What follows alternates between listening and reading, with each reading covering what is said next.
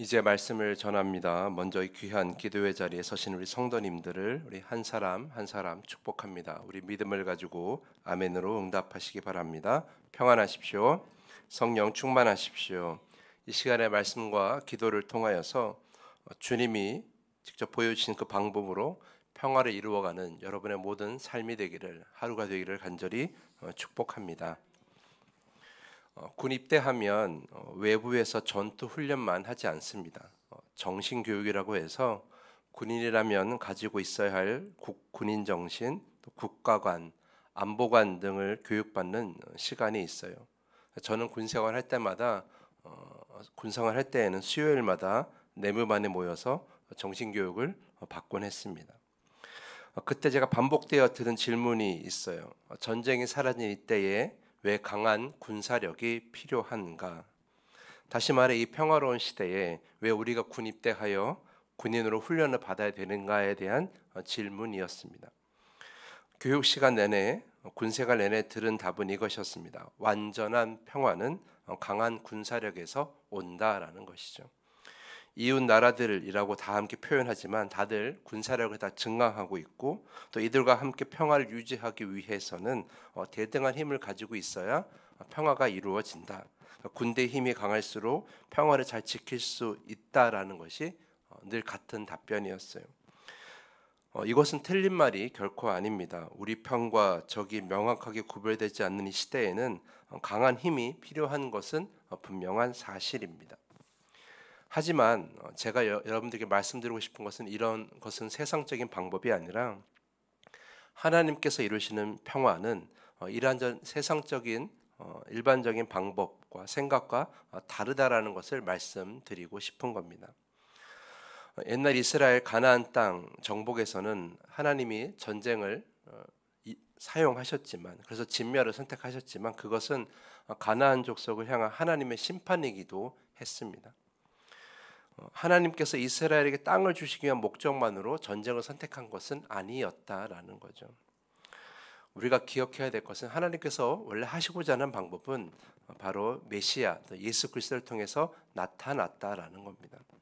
오늘 본문 9절을 보면 시온에 따라 크게 기뻐할지어다, 예루살렘에 따라 즐거이 부를지어다. 보라, 내 왕이 내게 임하시나니 그는 공의로우시며 구원을 베푸시며 겸손하여서 나귀를 타시나니 나귀의 작은 것 곧 나귀 새끼니라. 자, 예루살렘을 회복하고 이스라엘을 회복할 왕으로 하나님이 한 왕을 보내시겠다고 이렇게 약속을 하시는 것이죠. 근데 그 왕이 어떤 모습으로 오시느냐? 첫 번째는 공의로운 왕으로 오시고, 두 번째는 구원을 베풀 왕으로 오시고, 세 번째는 겸손한 왕으로 오신다. 여기까지는 다 누구나 인정할 만한 그런 왕의 모습이에요.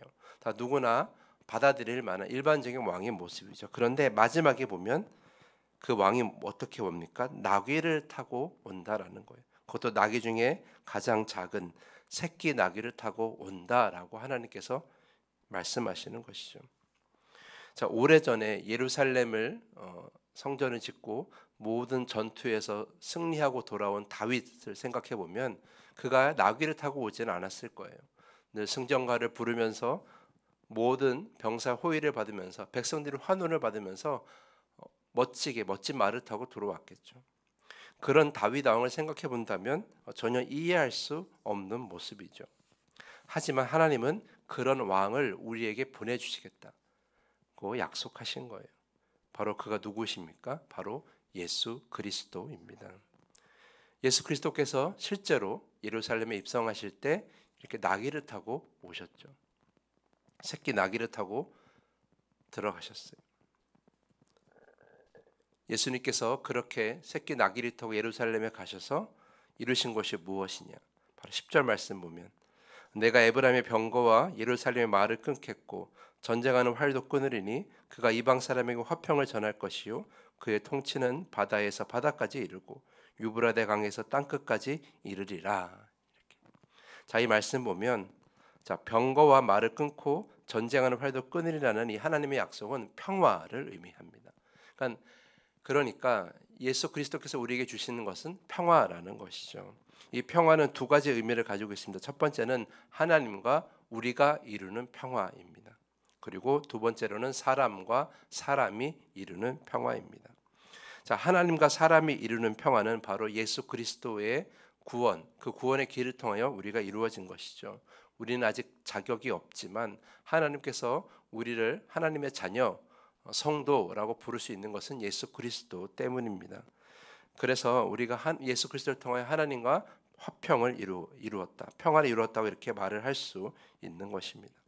그러면서 우리가 그 구원의 감격을, 구원의 감사를 통하여 육체적 욕심을 따르는 삶이 아니라 말씀을 따르는 삶으로 변화되어 가는 것이죠.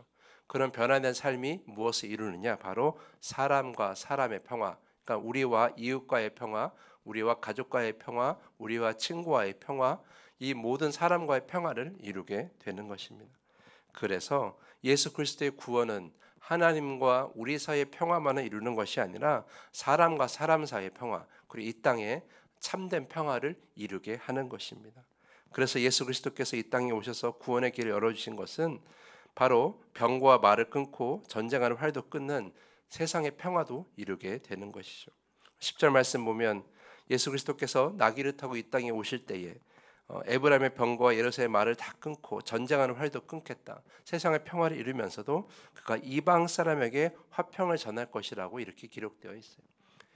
그러니까 전쟁의 평화, 이 세상의 평화도 이루면서 세상 모든 사람들에게 복음을 또 전하여서 그들에게도 평화를 전할 것이라고 약속하시는 거예요. 그러면서 그의 통치가, 그의 구원이 바다에서 바다까지, 저 땅 끝까지 이르겠다라고 하나님께서 약속하고 계시는 거죠. 지금 그 평화가 우리 온 세상의 그리스도인들을 통하여 지금 이루어지고 있는 것입니다. 하나님께서 지금 이루어가고 있는 거예요. 이렇게 보면 하나님께서는 세상에서 다 일반적으로 생각하는 강한 힘을 가지고 평화를 이루는 방법을 사용하지 않으신다는 걸 우리가 알 수 있어요. 세상의 방법, 누군가를 이겨야 되고 또한 서열을 정리해서 또한 힘을 비교해서 서열을 정리해 가지고 질서를 이루어가는 것, 그런 평화를 이루는 것이 아니라 아주 평화적인 방법으로 평화를 이루어 가시는 거죠. 힘이 아니라 가장 낮은 자세로 오셔서 세상 모든 사람을 구원하신 그 예수 그리스도의 모습처럼 가장 낮은 자세로 사랑을 통하여 이 세상에 평화를 이루어가는 그 모습을 하나하나 보여주고 계시는 것입니다. 예수 그리스도께서는 이 땅에 오셔서 또 나귀를 타시고 예루살렘 입성하시면서 하나님과 우리 사이의 평화를 예수 그리스도께서 이루어 주셨습니다. 이제 우리가 예수 그리스도의 삶을 닮아서 사람과 사람 사이의 평화를 이루어야 할 때입니다. 그래야 하나님의 나라가 완성되는 것이고 하나님이 바라시는, 하나님이 원하시는 그런 에덴 동산, 그 세상의 평화가 이루어지는 것입니다. 제가 늘 강조하지만 하나님의 나라는 우리가 죽어서 어디 가는 것이 아니라 하나님 나라는 이 땅 가운데 임하는 겁니다. 이 땅 가운데 완성되는 겁니다. 바로 우리가 사람과 사람 사이의 평화를 이루어서 이 땅 가운데 하나님 나라를 완성해야 하는 것이죠. 이사야 65장 25절을 보면 새로운 창조, 새로운 땅이 완성되었을 때 그 비유가 표현되는데 이리와 어린 양이 함께 먹을 것이며 사자가 소처럼 즙을 먹을 것이며 뱀은 흙을 양식으로 삼을 것이니 나의 성산에서는 해함도 없겠고 상엄도 없으리라 여호와께서 말씀하시니라. 이 말씀에서 중요한 건 뭐예요? 일반적인 상식이 통하지 않는 거예요. 그러니까 일반적인 우리의 생각대로 이 평화가 이루어지는 것이 아니라는 거죠. 욕심이 당연한 것이 아니고 거짓이 당연한 것이 아니고 누군가를 이겨야 되고 서열을 만드는 것이 당연한 것이 아니라 그렇지 않은 방법으로도 다 사람의 변화로, 사람의 온전함으로 평화를 이룰 수 있는 날이 반드시 온다라는 거예요. 그것이 어떻게 이루어져요? 바로 저와 여러분의 삶을 통해서, 저와 여러분의 삶이 변화되는 삶, 그 온전한 삶으로 이루어지는 거예요. 저와 여러분이 예수 그리스도를 닮아가는 삶을 통해서, 그래서 이 땅 가운데 이루어지는 것입니다. 그렇게 하나님 나라가 완성되는 것이죠. 그러므로 여러분, 세상은 세상의 방법대로 평화를 이루어 가게 하고 우리는 우리의 방법대로 평화를 이루어 가야 하는 것입니다. 평화로 평화를 이루는 그 나라, 우리 더함교회와 또 여러분의 성도들이 함께 이루어 가시기를 간절히 축복합니다. 그래서 평화를 통하여 평화를 완성하고 하나님의 나라를 만들어가면서 하나님께 온전히 쓰임받는 여러분 모두가 될 수 있기를 간절히 축복하면서 오늘 말씀을 마치겠습니다. 이 시간에 더 깊은 기도의 시간으로 나아갑니다. 누구나 공감하는 그런 방법이 아니라 말씀을 통해 배우는 방법으로, 말씀 안에 담겨 있는 그 방법으로 평화를 이루며 살게 해달라고 이 시간에 기도하시기를 부탁을 드립니다. 주님이 가르쳐 주신 주기도문을 함께 고백한 후에 더 깊은 기도의 시간으로 나아갑니다.